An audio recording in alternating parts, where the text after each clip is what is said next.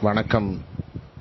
நடைபெறக்கூடிய 2026 சட்டமன்ற தேர்தலில் பர்கூர் சட்டமன்ற தேர்தலில் போட்டியிடுவதற்காக பெரியார் அம்பேத்கர் முன்னேற்றக் கழகத்தினுடைய பொதுச் செயலாளர் மு. நெடுஞ்செழியன் ஆகிய நான் இன்று தேர்தல் நடத்தும் அலுவலர் அம்மா அவர்களிடம் இன்று பர்கூர் சட்டமன்ற தேர்தலில் போட்டியிடுவதற்கான வேட்புமனுவை தாக்கல் செய்துள்ளேன்.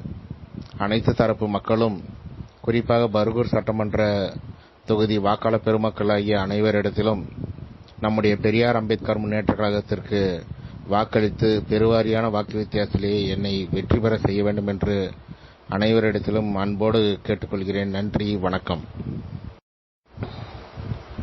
வணக்கம்.